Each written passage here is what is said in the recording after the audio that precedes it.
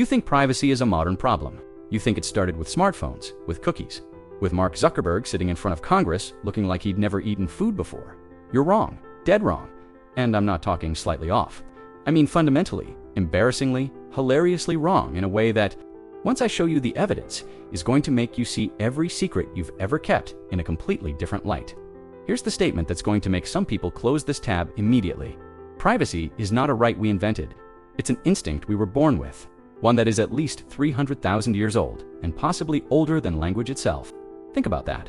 Before we had words, before we had laws, before we had walls, doors, passwords, or a single government on Earth, humans were already hiding things, desperately, strategically, skillfully.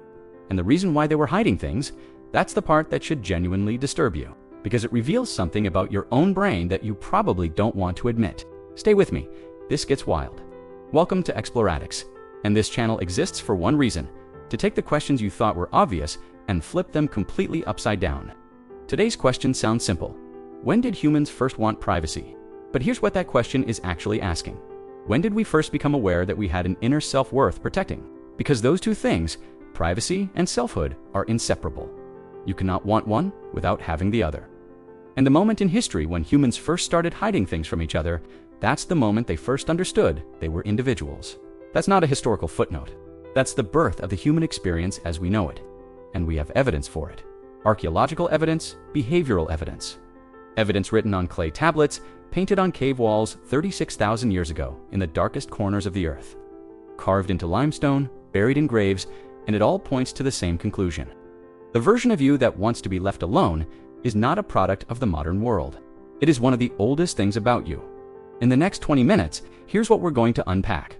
Why chimpanzees are already running privacy strategies and what that tells us about the 6 million year origin of human secrecy. The grave goods of 300,000-year-old burial sites and what they accidentally prove about the concept of self. The invisible walls ancient hunter-gatherers built without a single brick. Why sex became political and why that changed everything. A 9,500-year-old city with no front doors and the philosophy that built it. The world's oldest written complaint letter, yes, really. And what it reveals about private grievances in ancient Mesopotamia and the cave paintings that were deliberately hidden in the darkest, most unreachable chambers underground, which might be the oldest evidence of a private inner life ever recorded. Let's go. Before we go back 300,000 years, we need to agree on what we're even talking about, because most people define privacy wrong. We think of privacy as a locked door, a sealed phone, a VPN, a very innocent-sounding desktop folder that is absolutely not innocent. But strip all that away, and privacy is actually something shockingly simple. Information or space that you control and others don't. That's it, full stop. And here's why that definition matters. It means privacy does not require technology. It doesn't require doors or laws or buildings or even language. It just requires the ability to conceal something. And here's the thing that blew my mind when I started researching this video. Humans, ancient humans, prehistoric humans, were spectacular at concealing things. Almost from the very beginning, because concealment isn't something we learned from civilization. Concealment might be something civilization learned from us. Let's go back, way back, not to ancient Egypt, not to Rome, not even to the Stone Age. Let's go back 6 million years to the moment the human lineage split from chimpanzees. Primatologists studying chimps in the wild have documented something fascinating: deliberate deception, strategic concealment. A chimpanzee hiding food from a dominant male, not because it has to, but because it understands that being seen would cost it. A chimp performing total disinterest in a female while a rival is watching. Then circling back the moment the rival leaves. These aren't accidents, these are calculated performances. The chimp knows the difference between what is real and what it wants others to believe is real. It understands that information has power, and it's using that understanding to its advantage. Sound familiar? That cognitive move, I know something, you don't know it, and I'm going to keep it that way, is the foundation of every secret ever kept in human history. And if our closest living relative is doing it, and our common ancestor lived 6 million years ago, we didn't invent the desire for privacy. We just got catastrophically good at it. Here's where the evidence gets genuinely moving. 300,000 years ago, Homo sapiens is brand new. The world is terrifying, not metaphorically, actually terrifying. Lions, mammoths, cave bears the size of SUVs, rival humans who will absolutely end your day. No hospitals, no antibiotics. Life expectancy is not a number you want to think about. And yet, archaeologists have found burial sites from this period, and the way these ancient humans buried their dead is one of the most important discoveries in the history of understanding the human mind. Because they didn't just dispose of bodies, they buried people with care, specific positioning, ochre pigment, shell beads, grave goods placed deliberately around the body. Why does that matter for privacy? Here's the leap, and it's a significant one. You only bury someone with that level of intentionality if you understand that person as a someone, an individual, a specific person with their own story, their own relationship to the world, their own inner life that was distinct from everyone else's. That understanding that this person was irreducibly themselves is the beginning of everything. Because if you have a concept of self, you almost instantly develop a concept of my things versus your things, my thoughts versus yours, information that belongs to me versus information that belongs to everyone. You cannot have a self without having a private self. They come as a package deal. 300,000 years ago, no writing, no cities, no philosophy. And already, the architecture of private life was being built one grave at a time. Now here's where people usually push back on me. Okay, fine, ancient humans wanted privacy, but they couldn't have it. They lived in tiny groups of 20 to 50 people, crammed together around fires, sleeping within arm's reach of each other. There were no rooms, no walls, no doors to close. It sounds like the world's worst group chat. No mute button, no do not disturb mode, just people, all of them, all the time, forever. So, was private life just impossible? Here's what anthropologists studying modern hunter-gatherer societies, people living in ways meaningfully comparable to our prehistoric ancestors, have consistently found. Even in maximally communal settings, people carve out privacy every single time. The method, not walls, not doors. Social agreements. Invisible rules shared across the entire group. Unspoken, but absolutely binding. You don't look at someone directly when they're doing certain things. You don't enter a certain part of the shelter at certain times. If someone turns to face the wall, you leave them alone. If someone walks into the forest in a particular direction, nobody follows. These invisible walls are arguably more powerful than physical ones, because breaking a locked door is a crime. Breaking an unspoken social rule is a betrayal. The consequences are immediate, social, and very hard to recover from. And this reveals something extraordinary. Privacy doesn't need architecture, it needs agreement. Humans, ancient, prehistoric, prelinguistic humans, were already making those agreements, honoring them, enforcing them. The desire for space was so powerful, so essential to human functioning, that they built entire social infrastructures around protecting it, without a single brick. Let's talk about sex, because I promise this is relevant, and it's going to make a very serious philosophical point in about 90 seconds. Most animals reproduce publicly. Nobody's embarrassed, nobody's waiting for the others to leave. The baboons are not excusing themselves. They are very committed to their complete lack of self-consciousness about this, and honestly, respect. But humans, even the ancient ones, had a radically different approach. Anthropological evidence from hunter-gatherer societies across the globe, the Amazon, the Kalahari, Papua New Guinea, consistently shows the same thing. Sex is treated as something that happens away from communal observation. Always, everywhere. Even in groups with zero private sleeping spaces, even in single-room communal shelters, people find ways into the forest. Cover of darkness, arrangements made in advance. Why? Because in human societies, sex almost immediately becomes political.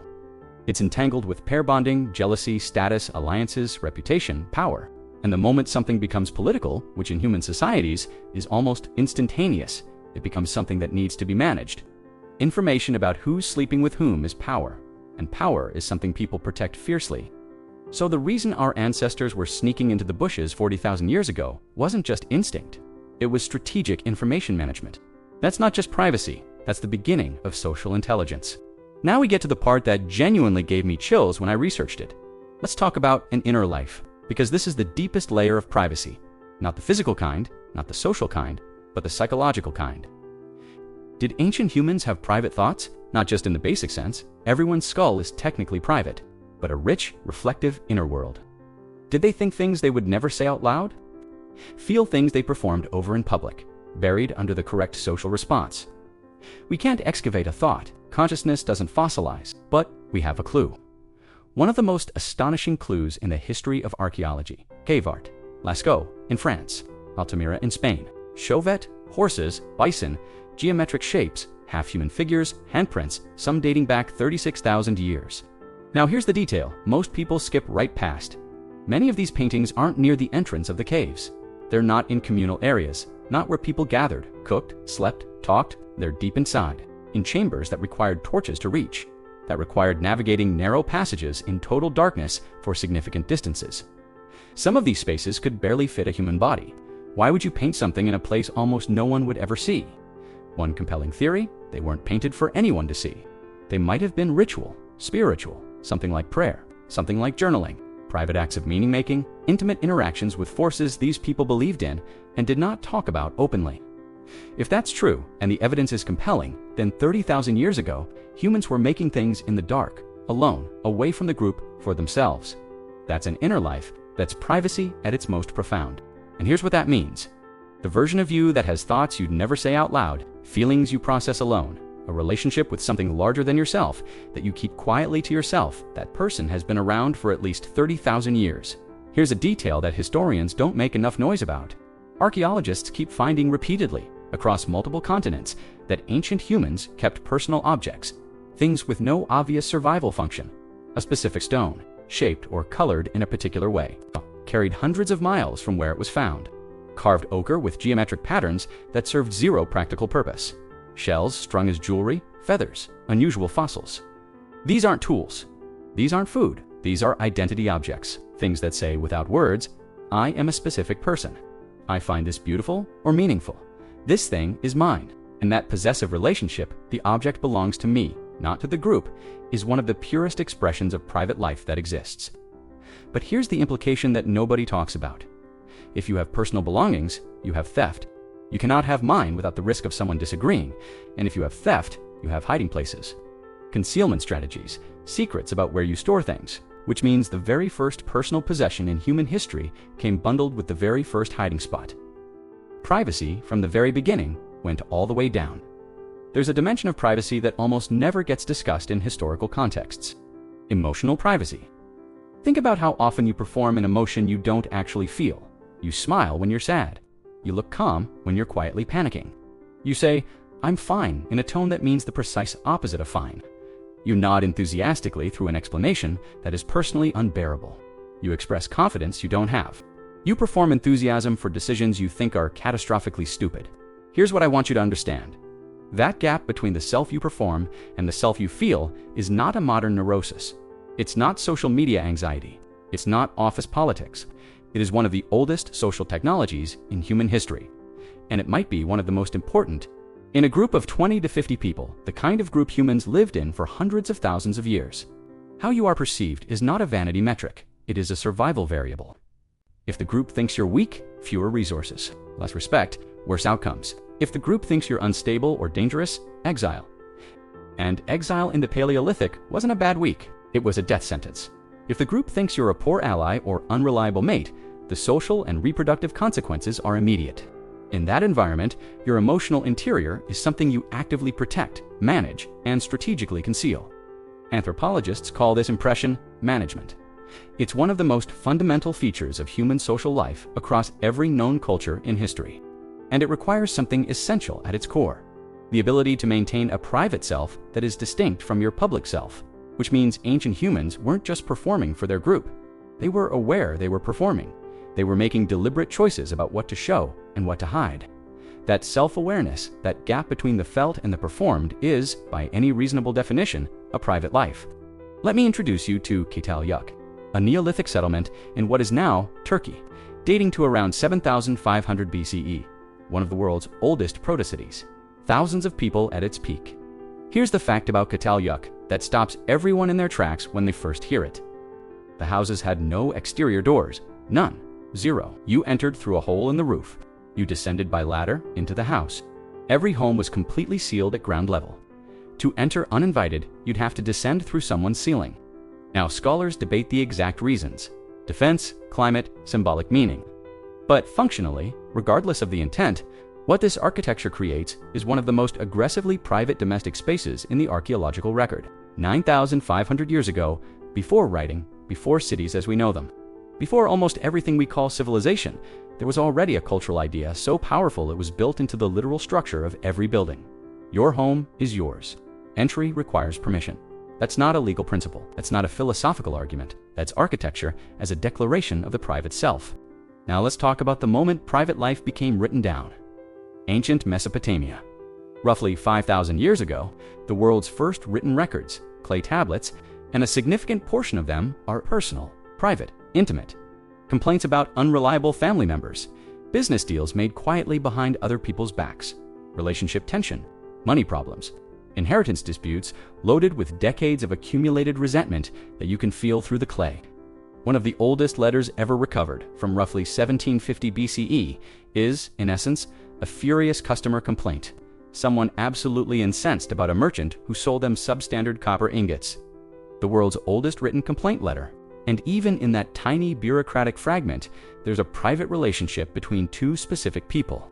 A grievance being navigated outside of public view, a reputation being protected or attacked. Two people managing information strategically to serve their own interests. They were just like us. The medium was harder to type. The stakes were different, but the social texture, people managing secrets, protecting interests, revealing things selectively, is structurally identical to what you do every day. They were you, just with more clay. Egypt adds one more glorious layer. A civilization famously obsessed with making everything enormous, public, and eternal, the pyramids, the monuments, the colossal statues of pharaohs, also had a thriving culture of intensely private written communication. Running underneath all that grandeur, astraca, limestone flakes, and pottery shards used as cheap, disposable writing surfaces, found in huge quantities. Many of them deeply personal love letters, worker complaints, notes passed between craftsmen at Deir el-Medina, the village that housed the workers building the Valley of the Kings. These notes reveal an entire interior social world running quietly beneath the monumental official one. Labor disputes, accusations of theft, affairs, personal medical problems people clearly didn't want the whole village knowing about. Arguments about who borrowed what and never gave it back. Requests for favors framed very carefully because the writer knew that how you framed a request mattered enormously. These weren't official records. They weren't going into any archive. They were the private, written record of ordinary private lives. People navigating relationships, fears, desires, and social politics exactly as humans always have. And then they got buried, and archaeologists dug them up. And now we know everything, which is both completely fascinating and, honestly, a little uncomfortable, and a reminder that the private lives of the past are only private until someone with a trowel shows up. Nothing is private forever. That's not a modern anxiety. That's just what time does to secrets. So let's pull all of this together. Because there's a statement I want to leave you with, one that I think changes how you see yourself. Privacy is not a product of modernity. It didn't arrive with the internet. It didn't emerge with locks or laws or data protection regulations, or the specific anxiety of feeling watched by an algorithm that knows your mood from your scroll speed. Privacy emerged the moment humans became self-aware enough to understand that they had an inner world worth protecting, a self that was theirs, a life that was theirs, and everything we've looked at today, the chimp hiding food from the dominant male. The burial rites of 300,000 years ago, the invisible social rules of hunter-gatherer bands, the cave paintings made in unreachable darkness, the hidden personal objects, the sealed houses with no doors, the furious clay tablet complaint letters, the Egyptian gossip network, all of it points to the same conclusion. The desire for privacy is not a glitch in the human system. It is a core feature of being a self-aware species. And here's the implication that I think matters most. Every time you protect something private, a thought, a feeling, a corner of your life that you haven't shared, you're not doing something unusual, you're doing something ancient. You're doing something that the person who painted horses on a cave wall 36,000 years ago also did. You're doing something that the Mesopotamian merchant venting on a clay tablet also did. You're doing something that the Neolithic villager who sealed their house from the street and made visitors climb down through the ceiling was declaring with their entire home. You are the latest version of something that has been going on since before your species had words for it. Some spaces are yours, some thoughts are yours, some feelings are yours alone to carry, to share only with people you choose, or to take quietly with you when you go. That's not a modern luxury. That's a 300,000-year-old inheritance. And you've been holding on to it the entire time. If this video made you think differently about something you assumed was obvious, that's exactly what Exploratics is here for. Hit subscribe if you want more of this. We go deep on the questions that seem simple until you actually pull the thread. And drop in the comments, what's one thing you keep private that you never really thought about why you keep private? I'll see you in the next one.